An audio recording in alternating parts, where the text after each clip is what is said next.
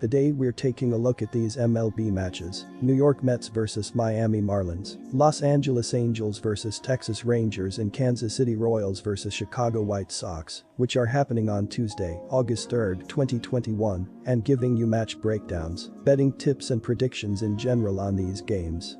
Welcome back to High Stakes. Let's get straight into it. Also, don't forget to subscribe to get notified as soon as we release these sport prediction videos. And if you would like more betting tips and predictions, then check out our Patreon in the link down below.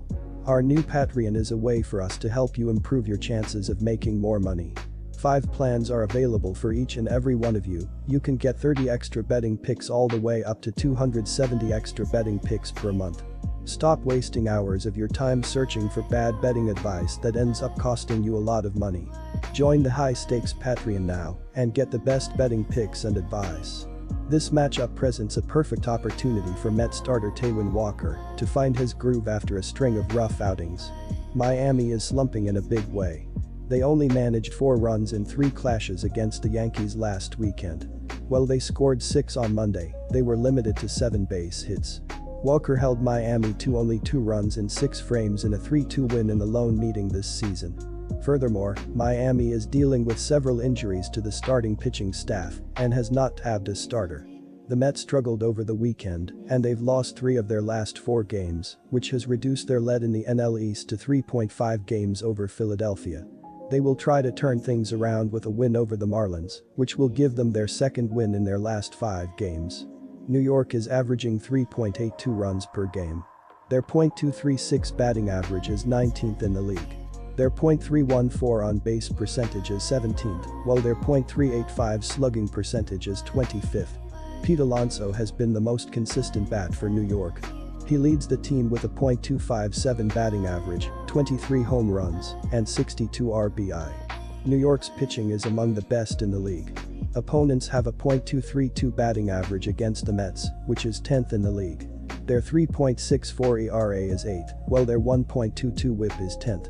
The Marlins have yet to announce a starter for this one. The Fish are dealing with a few key injuries to the starting pitching staff and deserve credit considering they have still been able to keep opponents in check. The bullpen stands 4th in the big leagues with a 3.45 ERA. They could opt for Jordan Holloway, who has made a few spot starts and features a 3.96 ERA on the year. Miami continues to stumble. They were dealt a series sweep by the Yankees last weekend as the offense continues to slump in a big way, while the pitching has been a bright spot. The Fish have lost 4 in a row entering Monday's action. Jesus Aguilar has been quiet against the Mets pitching this season, going only 3 for 17 with 3 RBIs. The 31-year-old first baseman continues to thrive, amassing 7 RBIs in his last 7 games. Aguilar has 18 homers, 75 RBIs, and a .792 OPS. He drove in 24 runs last month. Miami is only averaging 3.86 runs on the year, pegging them down at 27th overall. The pitching staff is 4th with a 3.53 team ERA. My betting advice for that game is to pick New York Mets on the money line. Suarez has not been a reliable option since joining the Angels rotation, posting a 5.82 ERA in 4 starts. Meanwhile, Lyles comes into Tuesday's matchup having completed at least 6 innings of work in 6 of his last 7 starts, and he's allowed 2 earned runs or fewer 5 times during that span. The run support hasn't always been there for Lyles this season. However, the Rangers' right-hander has been turning his season around over the last 2 months. Despite his overall improvement, Texas is just 3-8 in his last 11 starts. The Angels rank a respectable tied for 11th in baseball in runs scored, but in their last 5 games they have only totaled 5 runs. In the first game of this series they lost to the Rangers 4-1, where they only had 3 hits and Juan Lagers had the lone RBI. Shohei Ohtani leads majors in HR and ranks 3rd in RBI, but is hitless in his last 2 games, and in his last 5 games only has 2 hits and 1 RBI. David Fletcher leads the Halos batting .302, but he only has 1 multi-hit game over his last 10 games. On the season, LA is 22-28 on the road. Texas will counter with veteran right-hander Jordan Lyles at Globe Life Park on Tuesday. Despite the Rangers' team-wide struggles, Lyles has put together a serviceable season on the mound in Texas. He comes in with a 5-7 overall record to go along with a 5.04 ERA in 21 games, 20 starts. Lyles has completed at least 6 frames in 10 of his last 13 starts and is coming off of a 7-inning gem versus the Arizona Diamondbacks. He limited the backs to just 2 runs on 2 hits over 7 innings, but was left with a no decision on the night. Despite his inflated ERA, Lyles has posted strong peripherals on the mound in 2021. He's fanned 7.08 batters per 9 innings of work and induced swinging strikes at a career-high 10.5% clip. The Rangers' right-hander has also walked just 2.83 batters per 9 innings of work, his lowest mark since the 2012 season. Lyles has made 8 career appearances, 7 starts, against the Halos, finishing 3-3 with a 6.75 ERA in those contests. He's seen Los Angeles twice already this season as well. He tossed a quality start against them in LA, but allowed 7 runs in just 2 T-frames in his lone start against the Angels at Globe Life Park back on April 26.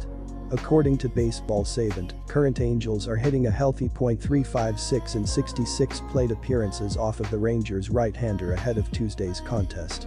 Jose Suarez, 4.43.45 ERA 1.22 whip, gets the nod in Game 2 of this series, and he is coming off his worst start of the season, where he was lit up for 8 runs on 6 hits in only 3 1/3 innings in a 12-3 loss to the Colorado Rockies. He has given up 12 runs in his last 2 starts, while in all 11 of his appearances before that had not given up more than 2 runs. This is Suarez's first appearance of the season facing the Rangers. My betting advice for that game is to pick Texas Rangers. Cease has been excellent at home this season, but this will be his second consecutive start against Kansas City, so this could be a dangerous spot for the White Sox right-hander. Cease is 0-3 with a disappointing 5.33 ERA over his last 5 starts as well, so there could be some value on the underdogs in this spot. Despite pitching well, Bubic is still searching for his first career win against the White Sox. Chris Bubic allowed 2 runs on 5 hits and 1 walk with 3 strikeouts over 6 innings in a no decision against these same White Sox in his last start on Wednesday. Bubic recorded his 3rd consecutive quality start, holding the White Sox to 2 runs over 6 innings. Andrew Vaughn and Luis Garcia started the frame with back-to-back base hits before Danny Mendick drove them in with an RBI single. He tossed a scoreless 6th inning and went back out for the 7th, but walked Yoan Moncada to end his outing. After 3 quality starts, Bubic carries a 4.58 ERA, 1.46 whip, and 60 strikeouts over 74 innings. The 23-year-old southpaw will look to keep it up when he faces the lethal Sox lineup again on Tuesday. Chicago will counter with right-hander Dylan Cease for the first game of its series against the Royals. The 25-year-old comes into Tuesday's contest with a 7.6 overall record and a 4.14 ERA in 21 games. This will be his 2nd consecutive start against Kansas City. Last time out, he allowed 3 runs, 2 earned, in 6 innings of work to escape with a win on the night. The White Sox right-hander has been a different pitcher at home compared to on the road this season. He is 4-2 with a strong 2.44 ERA in 10 starts at Guaranteed Rate Field, but owns a 3-4 record with a 5.91 ERA in 11 road outings. My betting advice for that game is to pick Kansas City Royals. Good luck to all of you. That's it for this video. Stay tuned and stay safe for the next betting tips and advice.